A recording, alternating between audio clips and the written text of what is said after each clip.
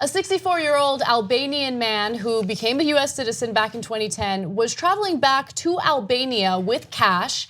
Now, there's a lot of corruption and fraud within the Albanian banking system, and the currency rates, exchange rates are high. So he decided to travel back with cash, and he was planning on helping family there. Well, while he was traveling with the money in his carry-on luggage, TSA flagged his luggage and found the money. He had a pretty large amount of cash, $58,000 in cash in all $100 bills. He also had the banking withdrawal receipts to prove that that cash didn't come from anything illegal or any drug trafficking, but it didn't matter. Rustem Kazazi is suing the U.S. Customs and Border Protection after the agents actually strip searched him at an airport in October and took more than $58,000 in cash from him without charging him with any crime. They have yet to charge him with any crime. And this is exactly the type of thing people in America go through when authorities practice something known as civil asset forfeiture. You do not have to be proven guilty. You do not have to be charged with a crime. If you are suspected of having property or cash that could have been involved in anything illegal, they can take that away from you as part of their investigation. And it's very unlikely you'll get the money back. In fact, if you get the money back, it's because you have to go through this very difficult system to prove that you are innocent. You are guilty until proven innocent. And that's what happened to this man. He has to prove that he's innocent of nothing because it's like there's not even a crime. Right, didn't charge him of anything.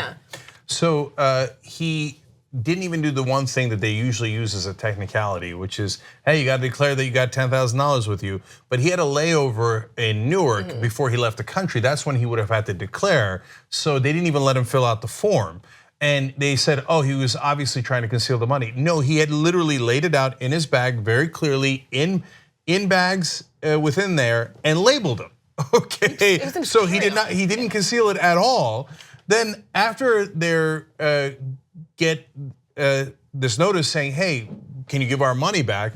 They go, well, no, it's possible that it was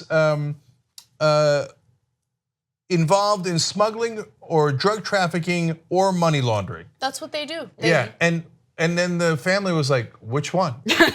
Right. Like literally, like you just listed a bunch of options. Do you have evidence of any of those things? No. And then by the way, this family followed every single procedure and law that you're supposed to get the money back. So by law, they're supposed to return the money after a 90-day period, etc. And they were like, no, we're just not going to. And so the guy was worried about thieves in Albania. Partly when you withdraw the money from the bank, they wait for you, and there's a lot of crime there. What he didn't know is that in America, the government is the criminals. And so when you're going to the airport, before you get to deposit in any bank in Albania, we're gonna rob you of your money. There's also, speaking of thieves, the number that they declared is about $700 short than the amount that he took with them. Even if he goes through all of this and spends all of this money to get his money back and he gets his money back, it's gonna be $700 short. Right. And civil asset forfeiture is such a huge issue. Anna brought it up.